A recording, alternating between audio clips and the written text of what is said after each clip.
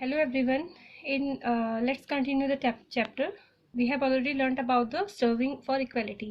मतलब जो लोग थे वो इक्वालिटी के लिए उन्होंने किस तरीके से फाइट किया था, किस तरीके से स्ट्रगल किया था, इसका एग्जाम्पल मैंने आपको समझा दिया है, फिर भी एक बार रिकॉल कर लेते हैं. The struggle for freedom from the British rule was also included within it the struggle of large group of people who not only fought against the British but also fought to be treated more equality. ठीक है, मतलब इसका क्या हुआ कि जो लोग थे वो उन लोगों ने ब्रिटिशर के अगेंस्ट अपनी फ्रीडम के लिए ही लड़ाई नहीं लड़ी, बल्कि बहुत सारे लोग ऐसे थे, लार्ज ग्रुप ऑफ पीपल ऐसे भी थे जिन लोगों ने अपने राइट्स के लिए, अपने इक्वलिटी के लिए लड़ाई लड़ी थी. उन्होंने इस बात के लिए लड़ाई लड़ी थी that they should be treated more equally. जैसे दलित थे, वुमेन थे, ट्राइबल्स थे, पेजेंट थे, किसान थे. ठीक है, fought against the inequalities they experience in their lives. इन लोगों ने अपनी लाइफ थी, जो अपनी इनकी जीवन था, उसमें जो इनइक्वालिटीज, असमानता का सामना कर रहे थे, उसके लिए इन लोगों ने लड़ाई लड़ी थी. As pointed out earlier, many Dalits organise themselves to gain entry into temple. ठीक है, अभी मैंने इससे पहले वीडियो में बता रखा है ये कि बहुत सारे दलित जो लोग थे उन्होंने अपने आप को ऑर्गेनाइज किया, क्योंकि उनको उन दिनों मतलब 1930s में they were not allowed to enter the temples. जो हिंदू टेम्पल थे उसमें उन लोगों को एंटर करना अलाउड नहीं था. इसके लिए जो आपके वी.आर. अम्बेडकर थे, उन लोगों ने इन लोगों के लिए स्ट्रगल किया था कि इन जो आपके दलित जो वर्ग है, इसको भी टेम्पल में एंट्री मिलनी चाहिए. जहाँ पे हिंदू लोग जाते हैं उन टैप से, जहाँ से हिंदू पानी पीते हैं, उस टैप्स का यूज इनको भी करना चाहिए. तो इन लोगों के लिए लड़ाइयाँ लड़ी थी. ठीक है, वुमेन डिमांडेड, जो मीन्स इसमें कह रहे हैं कि जो दलित थे उन लोगों ने तो अपने राइट्स के लिए लड़ाई लड़ी थी कि दैट, और जो वुमेन थे, women demanded that they should has as much a right to education as men did. जो औरतें थी, वुमेन्स थी, उन लोगों ने अपने राइट मांगे. उन्होंने क्या बोला कि जिस तरीके से वो आदमी होते हैं, उन लोगों को जिस तरीके से एजुकेशन का राइट होता है, और वुमेन को भी उसी तरीके से एजुकेशन का राइट मिलना चाहिए. Peasant and tribal fought to release themselves from the grasp of the money lender. जो peasant थे और जो ट्राइबल थे, इन लोगों ने अपने राइट के लिए, इन लोगों ने किस बात के लिए लड़ाई लड़ी कि दैट द मनी, वो उनको मनी लेंडर से छुटकारा चाहिए था. ठीक है, क्योंकि जब भी एक उससे मनी लेंडर से पैसा उधार लेते तो वो उसके मतलब वो एक हाई इंटरेस्ट में पैसा उधार लेते थे, जिसको चुका पाना इन लोगों के लिए काफ़ी मतलब कहीं कैन से इम्पॉसिबल था. क्लियर. यहाँ से हमें पढ़ना है कि when India became a nation in 1947, जब 1947 में भारत फ्रीडम ही इट गॉट फ्रीडम, 1947 में आज़ाद हुआ, जो हमारे लीडर थे, the leader too were concern about the different kind of the inequality that exist. ठीक है, जो हमारे लीडर थे उन लोगों को पता था कि हमारा जो सोसाइटी है, हमारे समाज जो है, उसमें किस तरीके से इनइक्वालिटी एग्जिस्ट करती हैं. Those who wrote the constitution, जिन लोगों ने कॉन्स्टिट्यूशन को लिखा, कॉन्स्टिट्यूशन मतलब जो हमारा संविधान है, संविधान का मतलब ये एक डॉक्यूमेंट है, और document that laid out the rules by which the nation would function. मतलब कॉन्स्टिट्यूशन क्या है? एक ऐसा डॉक्यूमेंट है जिसमें वो सारे रूल्स और रेगुलेशंस लिखे गए हैं जिसके अकॉर्डिंग जो है कोई भी राष्ट्र फंक्शन करता है, काम करता है. Were aware of the way in which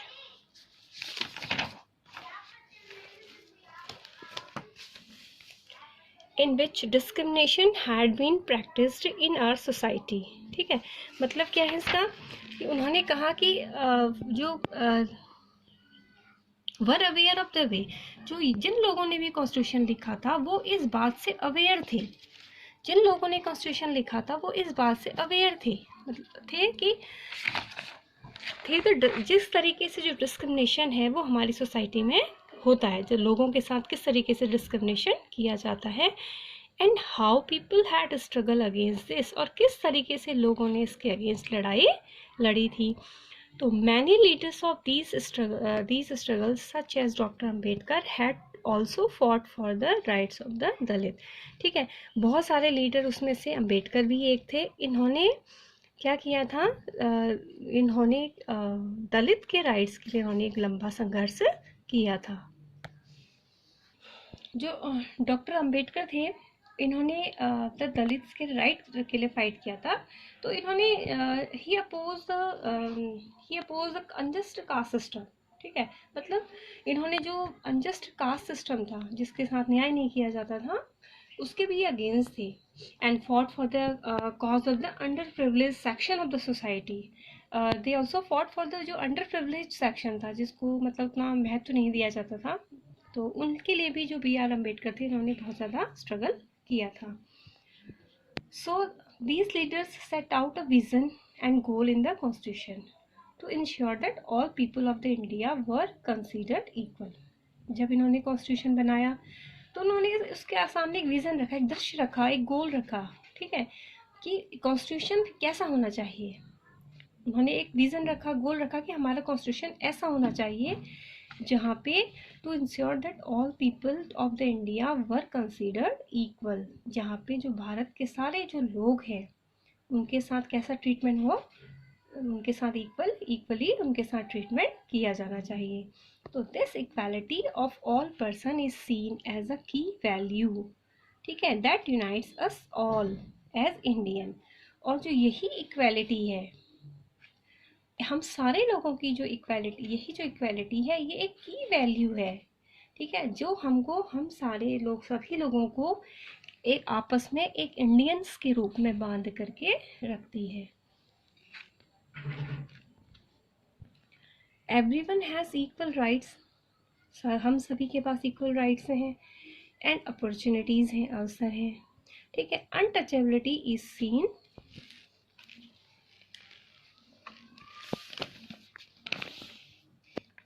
as a crime. ठीक है, जो अनटचेबिलिटी थी, अनटचेबिलिटी मतलब जो छुआछूत की भावना थी, ठीक है, उसको एक क्राइम माना जाने लगा। मतलब पहले से क्या होता था कि अगर कोई भी जो अनटचेबिलिटी इतनी ज़्यादा हमारी एग्जिस्ट में थी, पहले के जो लोग थे, अगर कोई भी एक अनटचेबल पर्सन को अगर मार्केट एरिया में एंटर करना है, ठीक है, अगर वो मार्केट एरिया में एंटर कर रहा है तो उसको, जो वहाँ के सवर्ण लोग थे, उनको अपनी प्रेजेंस शो करनी पड़ती थी। या तो वो कोई भी किसी भी चीज़ का यूज करते थे, कोई भी ड्रम या लकड़ी का, कोई भी लकड़ी का, जैसे कोई लकड़ी की जो भी वुडन को कुछ स्टिक होती हैं उनको बीट करते थे, ताकि लोग अवेयर हो जाएं कि जो अनटचेबल पर्सन है वो मार्केट एरिया में या इस पर्टिकुलर बिजी एरिया में आ रहा है। तो लोग जो थे अपने आप को उससे अलग कर लेते थे। तो ये सिचुएशन थी। लेकिन जब इंडिया मतलब इंडिपेंडेंट हुआ, जो कॉन्स्टिट्यूशन बना, तो वहाँ पे सबसे पहले क्या रखा गया कि सारे लोग इक्वल होंगे और जो अनटचेबिलिटी है उसको टोटली अबॉलिश कर दिया गया बाय लॉ। अगर कोई किसी तरीके का अनटचेबल अगर लोगों के साथ व्यवहार करेगा तो ही विल बी पनिश्ड। ठीक है, अबॉलिश करना मतलब बिल्कुल मिटा देना। People are free to choose the kind of work they wish to do. ठीक है, लोग हर वो तरीके का काम करने के लिए फ्री थे जो काम वो करना चाहते थे। Government jobs are open for all people, जो गवर्नमेंट जॉब्स थी वो सारे लोगों के लिए ओपन हो गई, खुली थी। In addition, the Constitution also placed responsibility on the government to take specific steps to realize this right to equality for the poor and other such marginal communities. मतलब जो कॉन्स्टिट्यूशन था उसने एक रिस्पॉन्सिबिलिटी ली। ठीक है, उसने रिस्पॉन्सिबिलिटी डाली government के ऊपर। कॉन्स्टिट्यूशन में बिल्कुल क्लियरली मेंशन कर दिया गया कि गवर्नमेंट कैसे स्पेसिफिक स्टेप उठाएगी जिससे सारे ही जो पुअर हैं, जो मार्जिनल कम्युनिटीज़ हैं, उनको बराबर राइट मिलेंगे। The writer of the constitution also said that, ठीक है, जिन लोगों ने कॉन्स्टिट्यूशन लिखा उन्होंने कहा कि that respect for diversity was significant element in ensuring equality. मतलब जब उन्होंने कॉन्स्टिट्यूशन लिखा उन्होंने इस बात को भी इंश्योर किया कि जो हमें जो डाइवर्सिटी की है वी शुड रिस्पेक्ट इट। अगर हम डाइवर्सिटी की रिस्पेक्ट करेंगे तो इक्वेलिटी क्या होगी, इक्वेलिटी क्रिएट होगी, यानी कि सभी लोग समान, मतलब सभी के साथ समानता क्रिएट होगी। तो उन्होंने ये बोला कि डाइवर्सिटी की रिस्पेक्ट होनी चाहिए, it is the significant element है जिससे हम सभी सारे लोगों में इक्वेलिटी ला सकते हैं। They felt that people must have the freedom to follow their religion. उन्होंने क्या बोला, उनको ये महसूस होता था, जितने भी कॉन्स्टिट्यूशन के लिखा था उन लोगों ने ये फील किया था कि लोगों के पास फ्रीडम होनी चाहिए कि वो किसी भी अपने रिलीजन को फॉलो कर सकें, स्पीक देयर लैंग्वेज, अपनी जो भी वो लैंग्वेज है, अपनी जो भी मदर टंग है वो उसको उसमें बात कर सकें, सेलिब्रेट देयर फेस्टिवल, अपनी फेस्टिवल मना सकें, एंड एक्सप्रेस देमसेल्फ फ्रीली, और अपने आप को फ्रीली एक्सप्रेस कर सकें।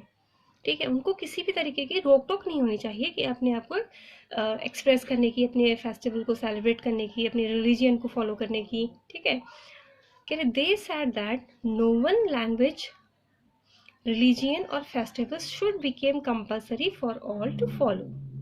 मीन्स किसी भी उन्होंने कहा कि ना कोई भी लैंग्वेज, ना तो कोई रिलीजियन, ना कोई फेस्टिवल किसी भी पर्सन के लिए ज़रूरी नहीं है कि वो एक ही रिलीजन, एक ही लैंग्वेज या फेस्टिवल को फॉलो करे। वो अपनी इच्छा से अपने रिलीजन को फॉलो कर सकता था, अपने फेस्टिवल को मना सकता था, अपनी लैंग्वेज बोल सकता था। किसी एक लैंग्वेज को फॉलो करनी है, एक रिलीजन को फॉलो करनी है, एक फेस्टिवल को फॉलो करने के लिए उसको कंपेल नहीं किया गया। They said that the government must treat all religious equally. उन्होंने कहा कि जो गवर्नमेंट है वो क्या है, उसको सारे रिलीजियन के साथ को इक्वली ट्रीट करना चाहिए। यह कि तो therefore India became a secular country, इसीलिए जो इंडिया क्या बना, एक सेक्युलर कंट्री बन गया। मतलब सेक्युलर का होता है धर्मनिरपेक्ष, अगर हिंदी में बोलते हैं तो इसको मतलब यहाँ पे किसी भी एक धर्म को इम्पोर्टेंस नहीं दी जाती। अगर हम गवर्नमेंट की बात करते हैं, गवर्नमेंट में के ये नहीं होता कि गवर्नमेंट ये नहीं कहती कि मेरा धर्म हिंदू है, मुस्लिम है या सिख है, या ये नहीं कहती गवर्नमेंट कभी भी। उस सारे जो रिलीजन होते हैं they should adopt all the religion. ठीक है, तो उसने कहा कि देयरफॉर जो इंडिया क्या बन गया, एक सेक्युलर कंट्री बन गया, एक धर्मनिरपेक्ष राज्य बन गया, where people of different religion and faiths have the freedom to practise and follow their religion without any fear of discrimination. मतलब जो ऐसा सेक्युलर कंट्री बन गई जहाँ पे जो लोग थे डिफरेंट रिलीजियन के, अलग अलग धर्मों के लोग, अलग अलग फेथ्स को, अलग अलग विश्वास को मानने वाले लोगों के पास अब फ्रीडम थी कि वो अपने रिलीजन को फॉलो कर सके बिना किसी डिस्क्रिमिनेशन के डर से। This is seen as an important element of our unity, और यही हमारी यूनिटी का एक इम्पॉर्टेंट एलिमेंट था। एलिमेंट मतलब होता है तत्व। अब इसको हिंदी में बोलने से ज़्यादा बेटर है, यू कैन अंडरस्टैंड एलिमेंट। तो this is seen as an important element of our unity, ये हमारी यूनिटी का एक इम्पॉर्टेंट एलिमेंट होगा।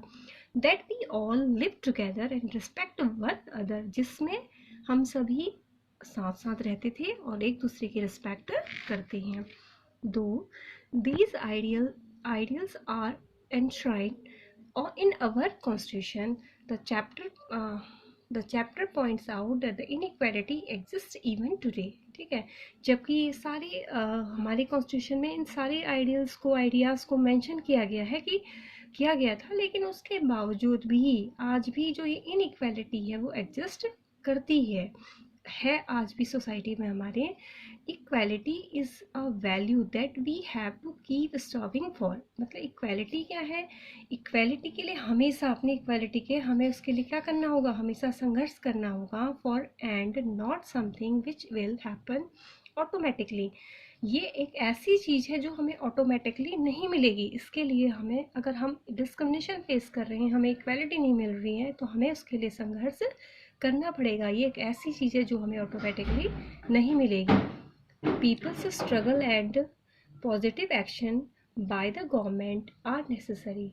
लोगों का संघर्ष और positive action by the government, और गवर्नमेंट का जो पॉजिटिव एटीट्यूड है इसके प्रति, ये ज़रूरी है to make this reality for all Indian. सभी लोगों के लिए इक्वलिटी लाने के लिए ये इसका होना ज़रूरी है।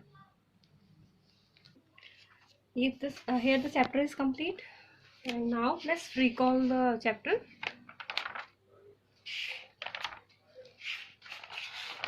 ये मैंने आपकी वीडियो अपलोड कर दी है, तो 1 by 1 देख लेना, बॉटम टू नीचे से ऊपर को चेक करना वीडियोस को। ये है, देखो हम डाइवर्सिटी एंड डिस्क्रिमिनेशन पढ़ा था हमने। ठीक है, तो डिफरेंस इन प्रेजुडाइज क्या था यहाँ पे, तो सिंपल आपको दे रखा कि इतनी लैंग्वेजेस हैं, रीजन्स हैं, इसके बारे में समझा रखा था। यहाँ से इम्पॉर्टेंट है आपका प्रेजुडाइज क्या था। प्रेजुडाइज होता है जब हम किसी को नेगेटिवली जज करते हैं, ठीक है, या हम उसको इन्फीरियर देखते हैं। ठीक है, ठीक है। प्रेजुडाइज का मतलब क्या होता है, जब हम दूसरे लोगों को नेगेटिवली जज करते हैं, ठीक है, इन्फीरियर समझते हैं, ठीक है। उसके रीजन से क्यों क्यों होता है प्रेजुडाइज, क्योंकि लोगों का रिलीजन अलग है, बिलीफ अलग है, उनके कलर स्किन का अलग होता है, ठीक है, जिस रीजन में वो रहते हैं, एसेंट मतलब जो लैंग्वेज वो बोलते हैं, तो ये सारी चीज़ें रिस्पॉन्सिबल होती हैं that we create the prejudice. फिर था स्टीरियोटाइप, क्या होता है, जब हम किसी को एक पर्टिकुलर किसी भी लोगों को एक इमेज में फिक्स कर देते हैं, ठीक है। जैसे हमने गर्ल्स के लिए कहा कि गर्ल्स है, लड़की है, तो लड़की को ये काम करना चाहिए, ये नहीं करना चाहिए, तो we create the stereotype towards the girls. हमने गर्ल्स को एक इमेज में, पर्टिकुलर इमेज में फिक्स कर दिया है।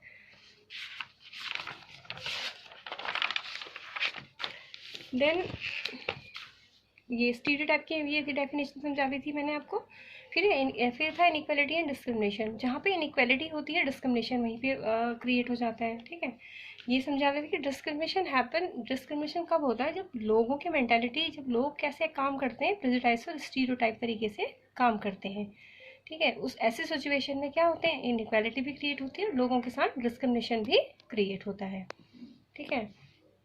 और इसमें कि बहुत सारे रीजन से डिस्क्रिमिनेशन क्यों होता है, ठीक है। डाइवर्सिटी होती है, डाइवर्सिटी की वजह से डिस्क्रिमिनेशन क्रिएट हो जाता है अगर हमारा, ये सारे इसके रीजन से। फिर मैंने आपको पढ़ाया था एक ऑन बीइंग डिस्क्रिमिनेट अगेंस्ट, ठीक है।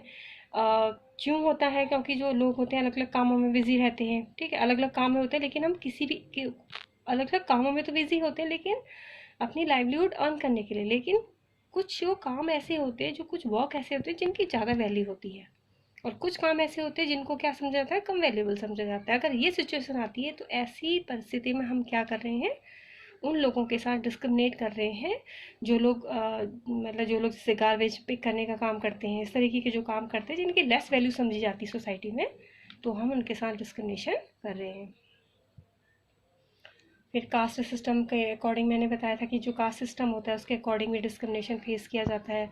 इसका एग्जांपल था BR अम्बेडकर का एग्जांपल, मैंने आपको समझा दिया था कि वो भी क्या थे, महार कम्युनिटी को बिलोंग करते थे। महार जो कम्युनिटी थी वो क्या थी, एक अनटचेबल जो कम्युनिटी समझी जाती थी, तो उन्होंने भी अपनी लाइफ में बहुत सारे डिस्क्रिमिनेशन फेस किए हैं।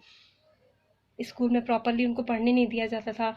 जब वो स्कूल पढ़ने के लिए जाते थे तो उनको वहाँ पे बिठाया जाता था जहाँ पे सारे मतलब जो उन दिनों तो सीट बेंचेस हुआ नहीं करते थे, जो दरी बिछाई जाती थी नीचे, वहाँ पे उनको बैठने दिया जाता था, जहाँ पर आकर के दरी मतलब जो चटाई होती वो ख़त्म हो जाती थी। तो इस तरीके से उन्होंने भी अपनी लाइफ में डिस्क्रिमिनेशन फेस किया था, but this discrimination is based on the cast system, ठीक है। फिर ये स्टॉपिंग ऑन इक्वालिटी ये हमने आज पढ़ाई था।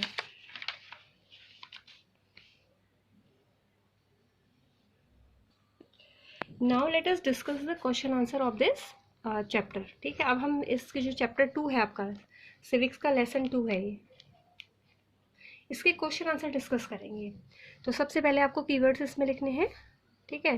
डेट मेंशन कर लेना, अच्छे से अपनी हेडिंग डाल लेना, चैप्टर की इंडेक्स फिल कर लेना, प्रॉपर तरीके से काम करना है आपको, नीट एंड क्लीन। प्रेजुडाइज है first, it is an unreasonable dislike for a particular group of people. ये क्या है, अनरीजनेबल है, बिना किसी रीज़न के हम एक ग्रुप ऑफ एक लोगों को, एक ग्रुप ऑफ पीपल को क्या करते हैं, डिसलाइक करते हैं। स्टीरियोटाइप है, स्टीरियोटाइप क्या है, a stereotype is a fixed image of a person और थिंग्स। जब हम किसी भी पर्सन या थिंग्स को एक पर्टिकुलर इमेज में बांट देते हैं, then we create stereotype. Discrimination, it means unfair treatment of a person और group on the basis of prejudice. कब डिस्क्रिमिनेशन क्रिएट होता है, जब हम लोगों के साथ या ग्रुप के साथ प्रेजुडाइज के अकॉर्डिंग काम करते हैं। दलित, दलित क्या है, Dalit is a term used for the people. Dalit एक ऐसी टर्म है जो उन लोगों के लिए यूज की जाती है who belong to so called lower classes, जो किससे बिलोंग करते थे, लोअर क्लास से बिलोंग करते। कॉन्स्टिट्यूशन क्या है, constitution is a document that laid out the rules by which the nation would be function. Constitution क्या है, एक ऐसा डॉक्यूमेंट है जिसके अकॉर्डिंग क्या किया जाता है, एक पूरी जो नेशन होता है उसको चलाया जाता है। It is a document, clear. These are the 1 2 3 4 5 keywords.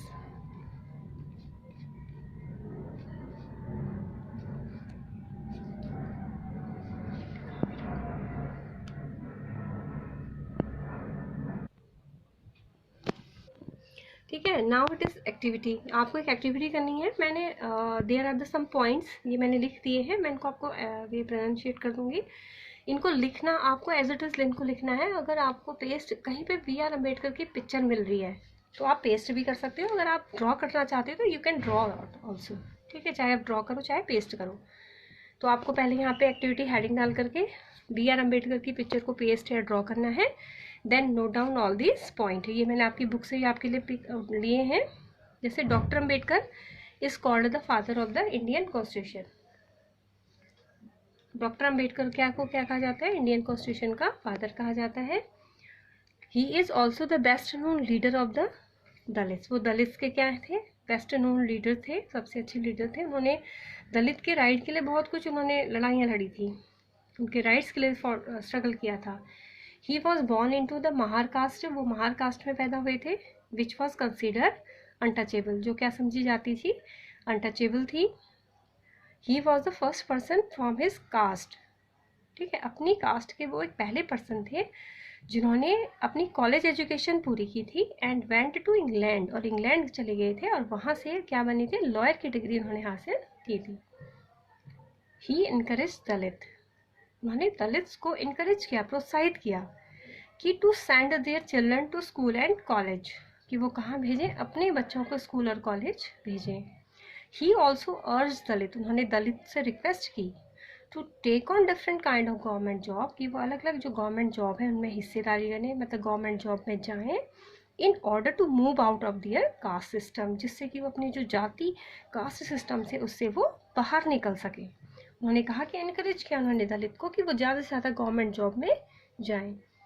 फिर he led many efforts to Dalits to gain entry into temples, ठीक है, उन्होंने दलित्स को एंट्री के लिए उन्होंने बहुत सारे एफर्ट प्रयास किए, ठीक है। फिर है he was also awarded the Bharat Ratna in 1990, और 1990 में उनको भारत रत्न अवार्ड भी दिया गया। Now TBQ, the first TBQ is value based, or when we will in the school we will discuss this TBQ in the classroom. Okay, now second TBQ है आपका, ये question लंबा है, पूरा कंप्लीट नोट करना है। ये नहीं कि आपने फर्स्ट सेंटेंस, दो सेंटेंस, फर्स्ट हाउ कैन उतारा, डॉट डॉट डॉट करके उसको लास्ट का उतार लिया। जनरली बच्चे ऐसे ही करते हैं कि गेट ट्रीटेड नहीं, proper you have to note down the question. How can the stereotype that girls are burden on their parents affect the life of daughter, ठीक है, मतलब कि हमें अगर हमारी सोच स्टीरियोटाइप है, ठीक है, रूढ़िवादी सोच वाले हैं, तो जो हमारी ये सोच होती है ये कहीं ना कहीं जो गर्ल चाइल्ड होता है उसकी लाइफ को अफेक्ट करती है, ठीक है। Imagine this situation and list at least 5 different effect that this stereotype can have on the way daughter gate treated in the house, ठीक है। आपको ऐसे 5 तरीके बताने हैं, 5 इफेक्ट बताने हैं जो हमारी स्टीरियोटाइप सोच की वजह से गर्ल्स के साथ मतलब जो ट्रीटमेंट होता है, ठीक है। जनरली यहाँ पे मैं एक चीज़ और भी बताना चाहूँगी, जो प्रेजेंट हमने जो पहले की हमारी सोसाइटी थी वहाँ पे तो इस तरीके के ट्रीटमेंट किया जाता था गर्ल्स के साथ, लेकिन प्रेजेंट टाइम में जो हमारी सोसाइटी में काफ़ी बदलाव आ गए हैं। जो पेरेंट्स हैं, एजुकेटेड पेरेंट्स हैं, तो they will treat the girl as equal as the boy, ठीक है। दो 5 नेगेटिव इफेक्ट हैं, they don't receive proper love and care from the family, ठीक है, in the comparison of boy.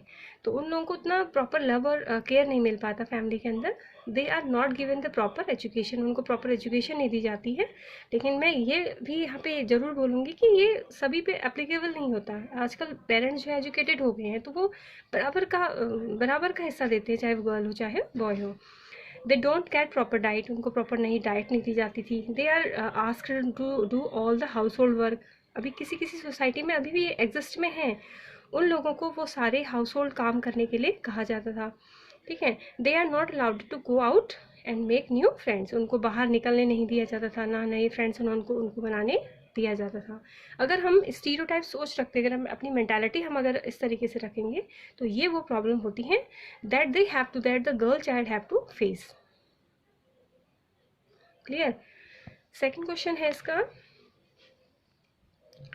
What does the constitution say with regard to the equality, मतलब constitution equality के बारे में, कॉन्स्टिट्यूशन में क्या क्या चीज़ें मेंशन है why do you think it is important for the all people to be equal, सारे लोगों के लिए इक्वल होना इम्पॉर्टेंट क्यों है?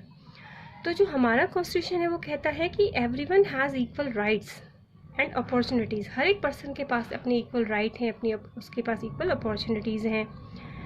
All are equal to compete for the government jobs, हर एक पर्सन जो है वो गवर्नमेंट जॉब के लिए कम्पीट कर सकता है। कम्पीट करना मतलब कॉम्पिटिशन दे सकता है, वो भी अप्लाई कर सकता है गवर्नमेंट जॉब के लिए। हर एक पर्सन के पास इक्वल राइट्स हैं, अपॉर्चुनिटीज़ हैं। People can be choose any kind of work they wish to do, जो पर्सन है, लोग हैं, वो किसी भी तरीके का काम, जो भी काम वो करना चाहें उसको वो चूज़ कर सकते हैं। ये सारी चीज़ें कॉन्स्टिट्यूशन में मेंशन है। अनटचेबिलिटी इज़ अ क्राइम, अगर हमने अनटचेबिलिटी की, छुआछूत की जो भावना होती है वो क्या है, क्राइम है, ठीक है। एंड इज़ लीगली एबॉलिस्ड, और उसको बिल्कुल लीगली एबॉलिस्ड कर दिया गया है। कोई भी किसी के साथ किसी भी इस तरीके का ट्रीटमेंट नहीं कर सकता है। अगर कोई पर्सन अगर किसी के साथ अनटचेबल व्यवहार करता है तो ही विल बी पनिश्ड, ठीक है। फिर ये तो he only the 2 question are there, और नाउ द एक्स्ट्रा क्वेश्चन, ठीक है।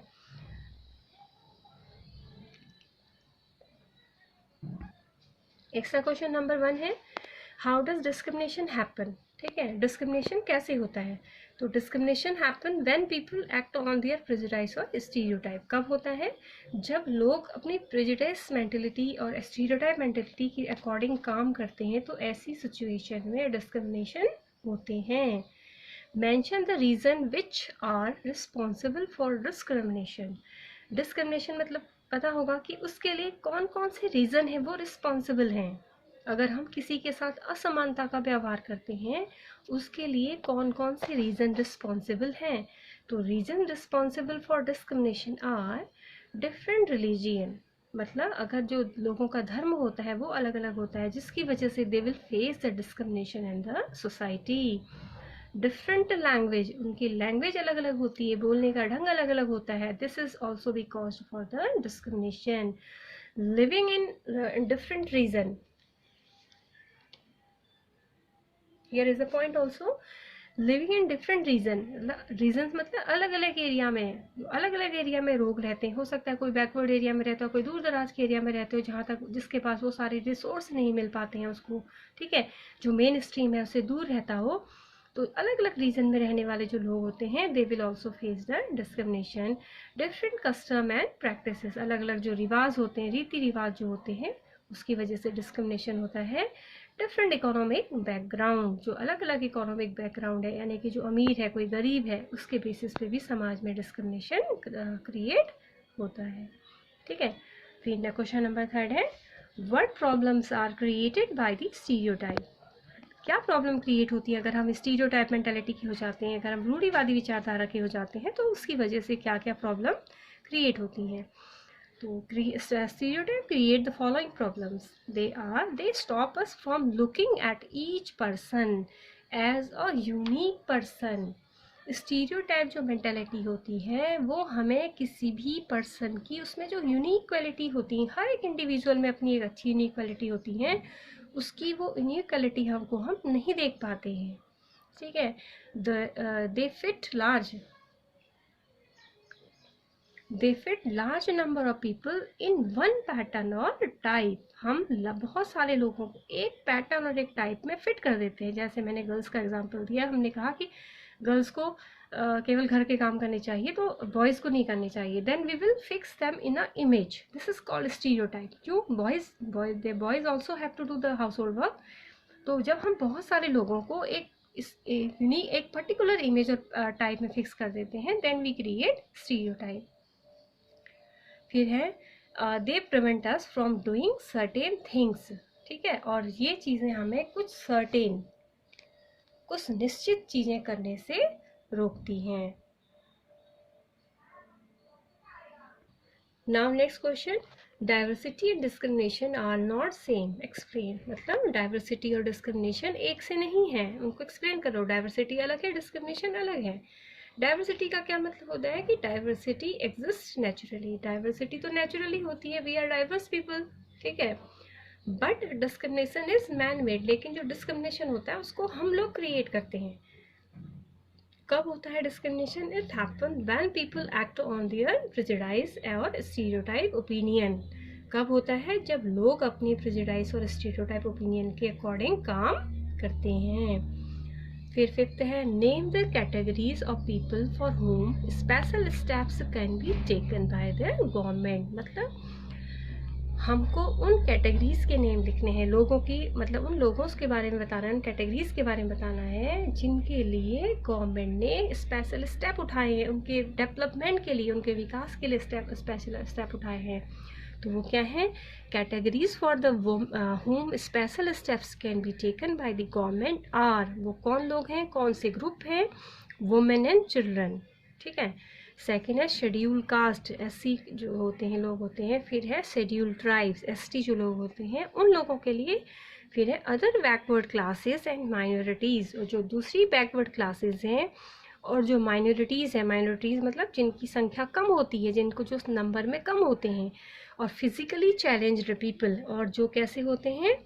फिजिकली चैलेंज्ड पीपल होते हैं, मतलब जो दिव्यांग पीपल होते हैं। पहले इनको विकलांग कहा जाता था, लेकिन जो नरेंद्र मोदी जी हैं हमारे प्राइम मिनिस्टर, उन्होंने इनको दिव्यांग का नाम दिया है।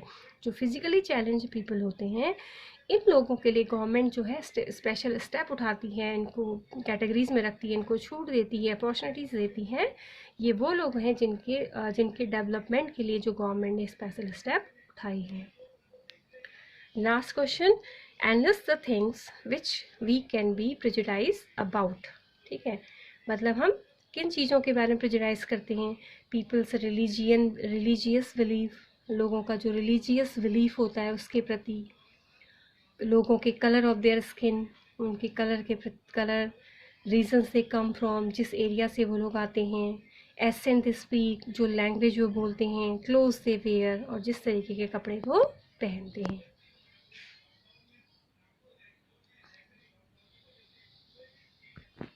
That's all. ये चैप्टर आपका यहाँ पे कंप्लीट हो गया है। ठीक है, अगर आपको इस चैप्टर के रिगार्डिंग कोई भी डाउट है तो आप मुझे कमेंट सेक्शन में आप मुझसे पूछ सकते हैं। आपने किसी की नोटबुक के लिए कमेंट आ रहे हैं, मैं पहले भी बता चुकी हूँ। अगर आपने 3 नोटबुक बनाने की ज़रूरत नहीं है, you can do all these work in 1 notebook. अगर आपने बना ली है तो ज्योग्राफी की 1 बना लेना, सिविक्स और हिस्ट्री की 1 नोटबुक बना लेना। अगर कहीं पे कोई डाउट है then you can ask me, और please do your work neat and clean. When the school will reopen, I am going to check all these work. So clearly, regularly अपना काम करो, नीट एंड क्लीन तरीके से अपना काम करना। Clear? Okay, thank you.